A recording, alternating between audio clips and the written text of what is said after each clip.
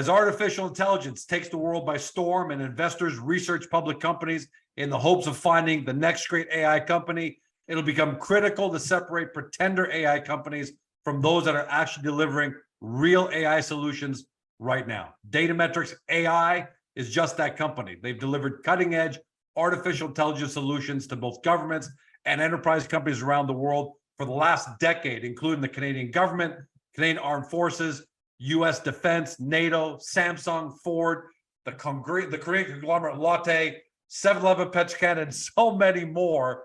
And that's why we're pleased to announce that both Agoracom and Datametrex AI are going to be collaborating to introduce Analytics GPT, the series. So in this multi-video series, Datametrex CEO Marshall Gunter, you see him on the screen, and I will be sitting down and exploring all things related to artificial intelligence and specifically the company's Analytics GPT offering, including how the software works, how business governments can utilize it, and diving into never before seen examples of the API software in action. That's going to be really exciting. Marshall, welcome back, my friend. I'm glad to be here, George. Thanks for having me. Glad to have you. You're one of the preeminent experts and authorities on this in the small cap world. So let's kick off this video series with my first question, which is, what is GPT in general? We all hear about ChatGPT, GPT. What is in general, and why should investors out there understand about the future of GPT? So GPT in general is the next wave of artificial intelligence models used to create human-like text and content, okay? So you do it in a very conversational manner, as opposed to the traditional interfaces that we have. So what GPT technology allows somebody to do is basically talk to the computer, get a response, and produce content, mostly text and video. But traditionally, you know, the tools we've had for this are like, say, word processors. So, you know, you'll type in your letter, and then it'll say, oh, you misspelled this, or maybe this sentence is not exactly what you meant. Well, with GPT technology, you don't even have to type the letter anymore. You can just say, hey, GPT tech, I would like you to write a letter to George. Please include something about Toronto and the weather in Vancouver. And the whole letter will be written for you. You can just peruse it, make sure it's okay, and then fire. That's GPT tech in a nutshell. What it does is it allows this type of AI to be way more accessible, all right? So because you can talk to it, and because, you know, it will answer you in language that's very easy to understand, and you can review the contents of what it produces almost instantaneously, almost anybody can use it. And that's the beauty of it all, is it opens up the world of artificial intelligence to just about everybody. Make sure that letter also incorporates George getting a raise. Okay, just if you just amend the letter. So what is analytic? Now, up until now, your AI solution has been Nexa, which has been the subject of all the customers that I mentioned earlier. Now we've got Analytics GPT. We're going to do a deep dive into it, but broad strokes, 30,000 foot, what is Analytics GPT? What is it as a product? Analytics GPT is the combination of what you just mentioned, our Nexa Smart technology with GPT technology that's been in development for the last few years. This technology has been in development in conjunction with, say, the Canadian government and a lot of other private industry. What it does is takes our analytics suite and opens it up using the GPT technology to allow more people to use it. You know, we mentioned that GPT technology makes artificial intelligence tech more accessible. Well, traditionally, analytics packages and analytics software has been more difficult to use because it's highly complex, right? There's a lot of math involved, a lot of very, you know, PhD level math when it comes to artificial intelligence.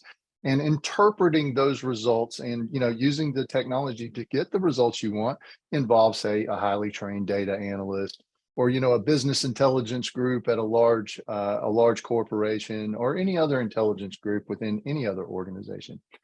Using GPT technology, because now you can just talk to the models or interrogate them, or any other way you would like to interact in plain language, this opens up those analytic capabilities to just about anybody. If you can work software like Microsoft Word or Google Docs, you can talk to this software and you can get results. Yeah, and I'm excited about that because I've always known about Nexus Smart, but we didn't quite have the expertise in-house to utilize it. So now we're going to be able to do it through Analytics GPT. So with that out of the way, let's get into a little deeper dive. What's the status of Analytics GPT? Any new developments there, and what should we know about what's coming? Sure. So Analytics GPT development is coming along quite handily. It is an intricate software, but what we're going to do with this series is introduce 3 new major features that are coming along with this. And these are going to be rolled out over the next several weeks. These features have been tested by a group of companies and other individuals that we've been working with this for quite some time. So as these features are hardened up and they're more developed, better accessible, bugs are gotten rid of, et cetera, we'll be rolling these out to more and more people. Nice. So expect that rollout within the the next month or so. So we're going to be the target dates are towards end of August, somewhere in that nature, and that's where it stands. Okay, Marshall, sounds exciting. So let's talk about these features one by one and how they're going to enhance Analytics GPT overall. Sure, George. So the first feature is the query analyzer. Now, the problem the query analyzer is designed to solve is the garbage in, garbage out problem. Right. So all analytics platforms suffer from garbage in, garbage out. If you don't have the correct data, you don't have the correct knowledge and summaries, et cetera, going into the engine, you're just going to get garbage out. An easy example of this is, let's say I'm looking for home mortgages in Montreal. I would say in Google, home mortgages in Montreal. No problem. That should cover it. Easy query. But if I said home mortgages in Toronto, I'm certainly not going to get the data I'm looking for, right? Now, that's a very basic example. However, this problem is so pervasive in the analytics space that Google's been trying to solve it for 20 years. And there's a reason why they try to get divine what you're thinking when you type into a search engine and get those results to the top. Honestly, most people either they put a query in that's too large. Okay. So the query itself produces way too many results, or they put it in and it's way too narrow. And generally hardly get any results. And you don't get any results. Well, right? the query analyzer, the query That's analyzer right. almost knows, what you're trying to aim for. So if I'm a small cap investor and say, I like to find a small cap AI company that has more than $1 million in revenue with big, well-known clients. Yep. So in that example, George, if you just type that in right now, you may get, stuff from Tokyo, you may get stuff from London, you may get stuff from Berlin, who knows, right? Because there's a lot of small caps worldwide trading on all kinds of exchanges and other things like that. However, the query analyzer is going to come by and say, hey, man, we see that you're in Toronto. Would you be interested? Are you looking for Canadian companies? Are you looking for companies with this much revenue?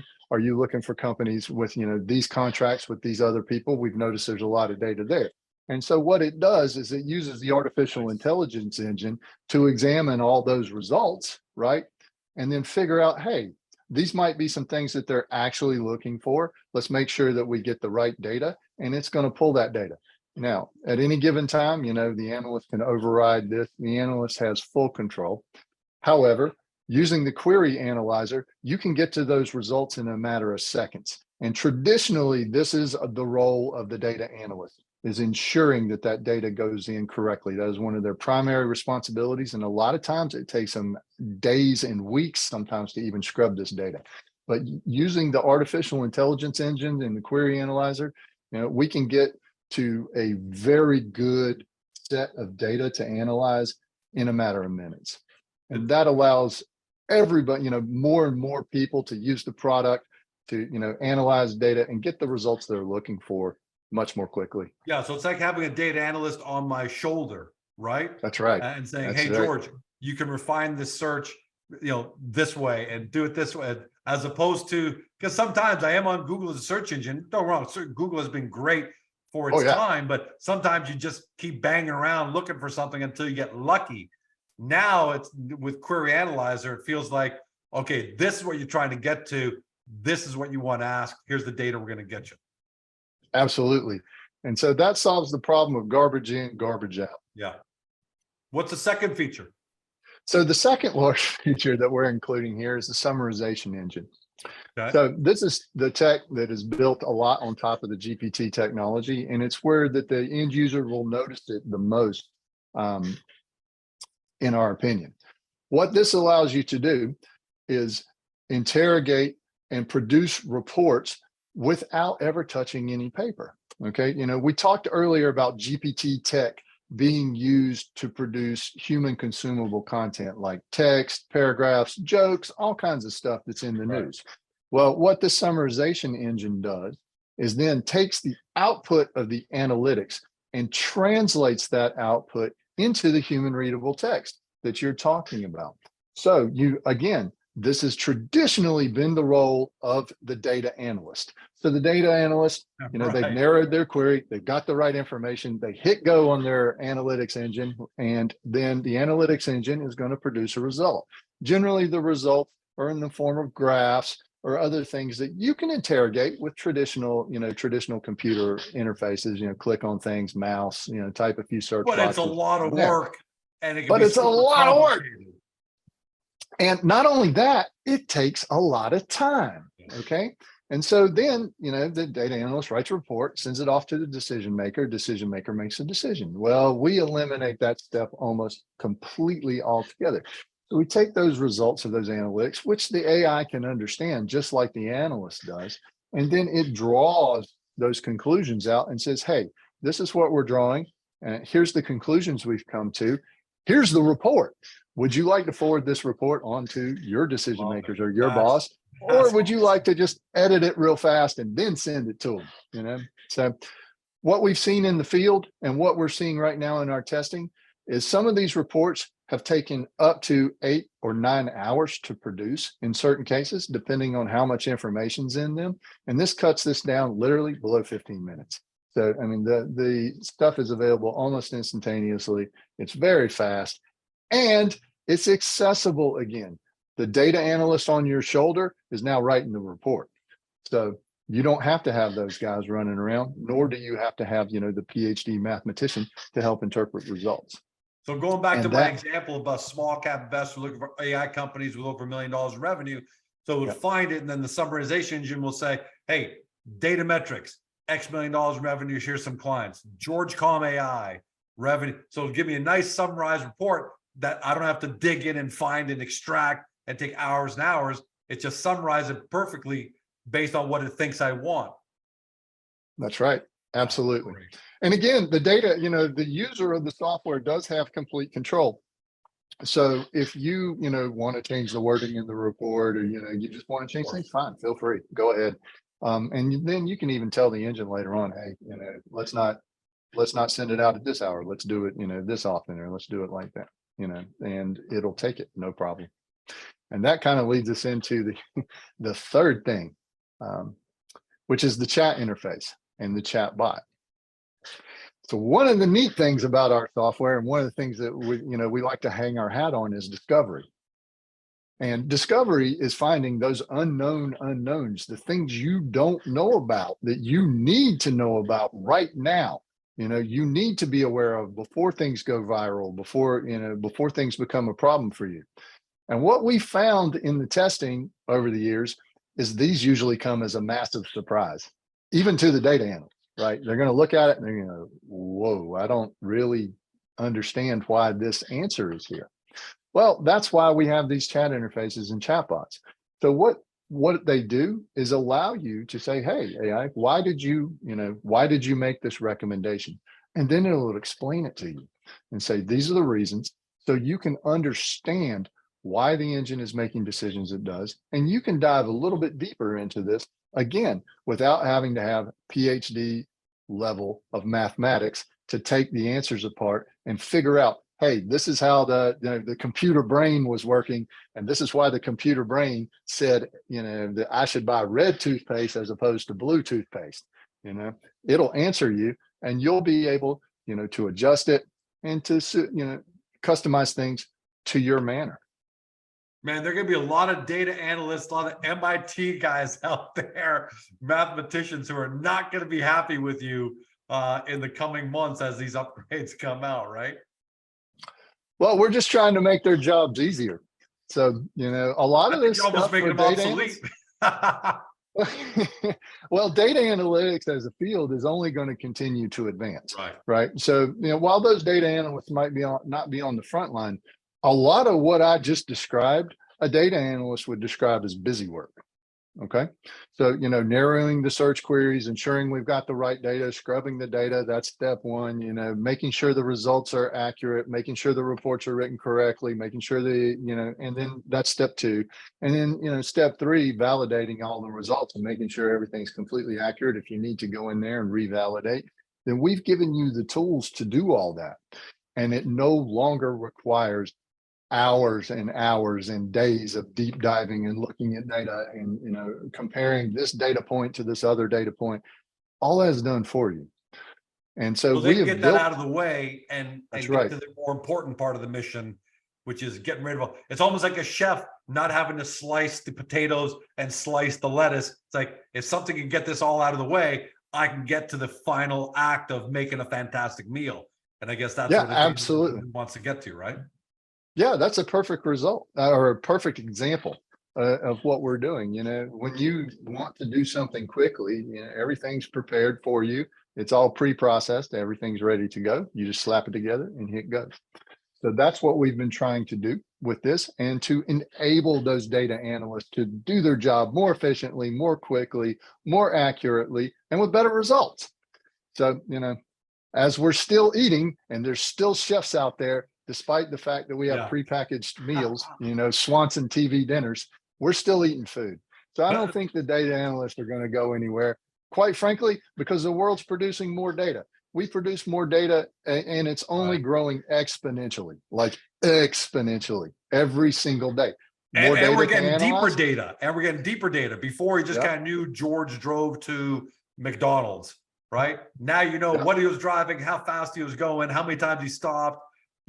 So you got more and more data, how hard he was braking, how fast accelerating. So you're right. We're not just getting more data. We're getting deeper and deeper data all the time. That's right. So the role of analytics is only going to expand. With more data, there's going to be more questions. There's going to be more interrogations. There's going to be more work to do. And what this software does is enables that work. So we're going to need these things to advance in the field. And that's why we're doing it. So let's go now to the commercial side. This is all great. Look, you guys have a track record of delivering, so no one's going to doubt your ability to deliver these upgrades and Analytics GPT. But pricing, how do you commercialize this? What does the pricing look like for me, the basic guy, the enterprise? Let's talk about your pricing model. So the pricing model is going to be released to the public in the next 4 to 6 weeks, but it involves about 4 plans, and they range from hosted solutions, which we already do, all the way up to your own deployments and anything in between. Okay, so we do have customers that like to access the software on a periodic basis. For example, marketing companies use the software once every couple of weeks, something like that, maybe 2 or 3 times a week, depending on how active their campaigns are and the ebb and flow of their work. All those companies, they use the hosted solution. They can just log into a web page, hit go, no problem. However, we do, run into solutions that run into, say, jurisdictional problems. For instance, we're dealing with data. There are laws around data, right? So with those laws, we can be compliant anywhere in the world, but that does come at a cost. So what are those costs? It's where we deploy. So for instance, if we're in the United States, there are some laws that say that the data produced in the United States must stay in the United States. So we couldn't use a hosted solution, say hosted in Toronto, right? Against the law. For those people, or for people that want to use this stuff hourly with hundreds of people, we have a full-blown installation solution, enterprise level solution that we can deploy anywhere from a powerful laptop all the way up, scale it all the way up to the biggest cloud. We can put it in your rack. We can put it in AWS. We can put it in Microsoft Azure. I mean, any cloud you can think of, we can put it there. And so those solutions and the price points in between are coming out in the next 4 to 6 weeks. You'll see those shortly. So basically by the end of the summerish, give or take, Yep. end of August, right on time, because a lot of us right now are still focused on barbecues and the beach. But That's right. you'll be ready to go for the fall. And I can't wait to hear what those price points are, because I'll tell you right now, Agoracom is going to be a customer. There's no doubt about it. So I just want to see what those price points are. And, I'm sure you got the entry level. I'm sure you got the enterprise and maybe a couple in between. So that's going to be great. But before I go on to my next question, do you have a high level of confidence, Marshall, that this is going to resonate with the marketplace? Absolutely. We're getting a ton of inbound right now. We're itching to open this up to more people. Wow. So with the amount of inbound that's coming in, we're super excited to get that out there. So yeah, this is definitely going to resonate with the marketplace. And I think it's going to resonate more as the results come in, So there's going to be some people on the fence say, hey, let's see what it can do. There's always early adopters, mid adopters, late adopters. It's just the nature of software and how people do business. But like I said earlier, data's not going away. We're producing more and more data. Analytics are not going away. They're in the news. Every single day, you're seeing something about somebody doing something with data analytics, whether that's, fake news or propaganda or even marketing, right? You see this all over the place. So no, this type of stuff is not going away, and the market's hungry, and we're going to feed it. And that's what's potentially so exciting about the future of Datametrex, because we do get more and more data. I mean, I've heard about home hospitals where in our homes where you'll have all these analytics on our watches. I've heard analytics that will be sitting in toilets to analyze, in the future. So all this data is going to be coming in real time, and someone's going to need to analyze all this. Someone's going to want access to all of it. So I think it's almost unlimited potential for the next 10 years, at least for the foreseeable future, as to how this is going to grow. Now that's the future. Let's talk a little bit about, I love how we covered, Analytics GPT, but there are going to be a lot of people who are new to the Datametrex story. So what they don't know is that you've been known, we talked about a little bit, you've been known for your AI and discovery platform, Nexa Smart. But tell us a little bit more about how that led to Analytics GPT, how it was created over the last decade and based on who you've been working with. Sure. So Nexa Smart's origins, just for a quick history lesson, I'll go all the way back to 2009. Okay. This was developed by a company named Nexology, which is now a fully owned subsidiary of Datametrex AI. Okay. Nexology has been working for, the past 14, 15 years with, for instance, the Canadian government, the US government, NATO, large corporations, Ford, Samsung, Latte, et cetera, to develop these analytics solutions and the software. Now, this has been through several iterations over those years. From the initial analytics tools to Nexa Intelligence was the first productized suite of tools onto Nexa Smart, which added a lot of automation to the Nexa Intelligence stack. Now, what we're doing with Analytics GPT is further building on that automation with accessibility. Okay. So throughout the years, this stuff has been used, like I said, by militaries all over the world, NATO, et cetera, marketing companies, large corporations, doing HR work, public relations, crisis management, event monitoring. I said propaganda, fake news filtering, situational awareness, marketing, targeted marketing, market discovery, et cetera. However, it's like I said earlier, analytics is the realm of the data analyst. And so the reasoning behind Analytics GPT is we now have tech that allows you to access this type of stuff in a very simple manner, for the everyman, for every person. And so when this tech started to come about, we took a hard look with our current clientele, and they were certainly interested, because not only, are they interested in the, making the software more accessible, say to SMBs or, to Agoracom, but inside a large organization, say, a military or a multi faceted business corporation, say Samsung, Intel, something like that, has, you know, hundreds of thousands of employees across multiple divisions.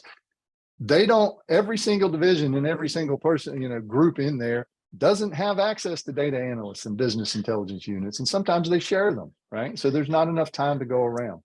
This allows that situation to flourish because it reduces the time, right?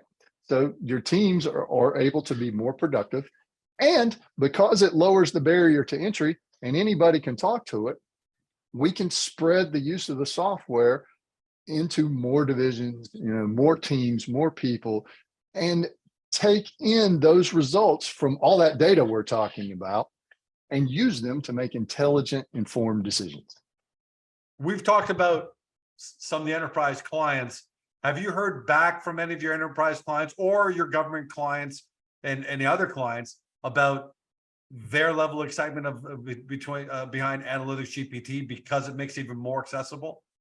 Yes, George, we have. And those clients are currently testing the software right now. Nice. And some of these tests have expanded quite significantly. And so if they're expanding and they're asking for more access, that's definitely an indicator that they like what they see.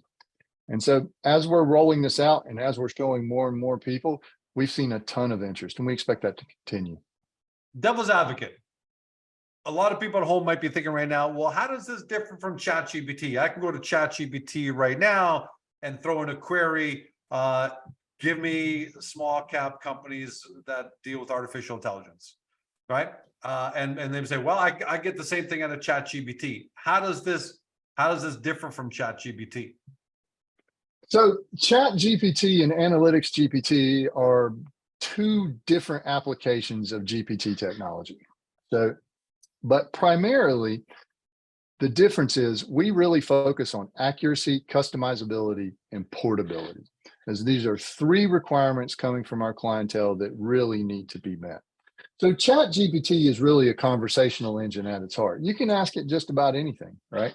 But it's not necessarily going to be accurate. And you've seen this in the news, you know, sometimes there's 50% failure rates. And then especially when you get outside of the realm of English, you know, that goes way down. You know, we've seen some of the stuff in East Asia down to accuracy rates in the single digits, right? You know, down into, well, that's just not accurate at that point. You can't even call it accuracy at that point. No, not at that point. Now, those are extreme examples, but they do exist. And, you know, we've seen them in the news, in the media, and they're all over the place. And that's just the current state of the technology right now. That's the way it is. Humans still make these mistakes. That being said, with the clientele that we develop this stuff for, accuracy is extraordinarily important. Okay. You know, with military, if you're not accurate, bad things happen. I don't want to even think about some of the bad things that happen if those guys have inaccurate information. But let's say with a small to medium-sized business, you got a limited budget. If you're going to go out with, say, a marketing campaign, you need to know where to put that. And you need to be confident that when you put it someplace that it's going to help you and it's going to work. So you don't spend all that on a bunch of ads that aren't going to help you because you did the wrong analysis or you drew the wrong conclusions. But how do you more accurate than ChatGPT? Just they've got OpenAI, they're backed by Microsoft.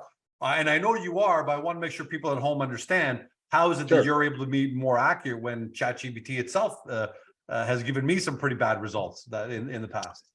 So that leads to point two, which is customizability. Okay. As I said earlier, ChatGPT and those models, those other large language models that are in the news right now are general models. So they try to address conversation in general, much like, say, Google has a search engine. Okay. And you can type anything you want into that search engine. Well, with our GPT tech and the way we've applied it to analytics, we've customized it to certain domains. So the domains we're talking about here, you know, government domain, there's several domains inside government, for instance, military. We've talked about that. Another domain inside the government is healthcare. You know, we've talked about that. Because the domains are limited and because you can customize it to a certain domain, you're necessarily going to get more accurate answers out of these things, as they're not going to be, you know, exact. You know, if you ask it about, I don't know, balloons, you know, we can tell it, hey, let's ignore all the UFO stuff that's coming up here. And so because we're looking in the right place and we're training on the right stuff, the accuracy rate is going to be much, much, much higher. And the last one is portability. That's right. So portability, this is a really good one. And I mentioned it earlier, we deal with data that can't be moved around and, has jurisdictional requirements or has requirements such as, we mentioned the healthcare field.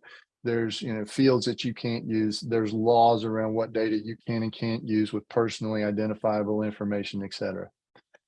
We have produced a model that can, like I said, can be ran even on a laptop. So if you need to deploy this into the field, or if you need to deploy this in areas around the world and do it quickly, you can. Some of these LLM models take up terabytes of RAM, and that's just not accessible. It's fine if you're in a cloud, or if you want to query Microsoft every single time you need an answer. But if you need a model that you can use and a model that you can customize, and a model that's working for your analytics results in your domain and is going to be accurate, this is the way to go. There's no doubt about it. Plus, in addition to that, like I said, sometimes these people want to deploy and take tech into the field. So when you're talking to Chat GPT or some of these other models, they're training on the internet, they're training with the data that is given to them by Microsoft or OpenAI or some of these other things, and they're doing it very well. Okay. But what if you want to train the model with your internal data? Or what if you want to use the model to examine, say, text messages that are going across your business? Well, I can't give that to ChatGPT. You can't do it because you can't customize the model. The model's not portable, so I would have to go up there with a station wagon full of hard drives, load it on, drive over to where I'm going to go, unload it. This type of stuff is just not doable right now. In the future, maybe. Right now, no. So accuracy is extraordinarily important in this domain. That's primary differentiator. Customizability. Do you need it for something specific? We have customized this thing across multiple domains, and we are approaching more and more domains as we speak. And then portability. We can deploy anywhere. If you need to deploy into the field, fine, we can deploy there. If you need to deploy into your data center, we can deploy there. And those are the primary differentiators with us and, say, a generalized GPT model. So it's just, it's a different application of the technology. And what do you want to do with it? And you're talking about globally. So businesses on all scales can use Analytics GPT globally? Yeah, pretty much. Right now, with the languages that we can analyze with Analytics GPT, we cover about 82% of the world's countries and all major markets. So from East Asia all the way, back to Europe to North America, we've got you covered. What I found interesting in that last answer is you touched a little bit on the fact that you can scan text, corporate emails. So my last question to you is, what's the universe of what you guys can scan? Because if you can get into text and emails, obviously with permission, what else can you scan? What else can George Calm and the investor at home ask you to scan for them? Sure. So in a nutshell, if it's text, we can operate on it. So what does that include? Well, that includes like social media worldwide, talking Twitter, Facebook, stuff that's not in North America, Naver, Dong, VContact, all kinds of other social media worldwide. Wow. Additionally, we can go after traditional media. That works too. So news, blogs, forums, the dark web. If you need to get into the dark web, poke around, see what's there, we can do that. If it's online, we can scan it, we can get it, and we can put it into the engine. But again, what I was talking about with customizability and portability and such is we can also operate on your documentation and your internal messaging. So if you need to work on, say, your company's emails or text messages, from SMS or, say, a messaging client that you like to use internally. I don't know what people use internally there, but like WhatsApp, these types of things, Slack. If you can take the data, we can put it into the engine and you can work on it. Wow. So does that include things like WhatsApp, Discord? Because we use Discord internally, for example. Certainly. Is there anything you can't at the end of the day? It sounds, and this is an homage to your past, which is Nexus Smart was supposed to scan all these things to begin with, right? Mm-hmm. So it just makes sense but that's powerful, man. Oh yeah, it's definitely powerful. Absolutely. And to answer your question, if we can get a hold of the text, we can scan it. And that's not generally an issue for most companies. You know, they own it. They're allowed to do what they want with it. And so that's just fine. The only thing that we can't do, if it's illegal, we don't do it. So if it's illegal in your jurisdiction to not scan, I don't know, George's name on Twitter, we take that out. So we do comply with all laws, both regionally and in the field that you're working in. So if there's text and we can get to it, we can work with it. Well, I'll make sure that you don't have access to my email so you can scan it for any messages which George is bashing Marshall. Obviously, that's a joke, but still, it makes the point. Marshall, this has been amazing. And this is just the first in the series, but this has been amazing. Big picture, artificial intelligence, specifically, what just the world of artificial intelligence, where it's going, how Datametrex fits. And I can't wait to have our next video in the series. Thanks for joining us, my friend. Thanks again, George. It's always a pleasure. Hey guys, the video's over, but don't forget to help your company by liking it and even leaving a comment below. And then don't forget to help yourself by subscribing to our YouTube channel so you never miss another great Agoracom small cap video.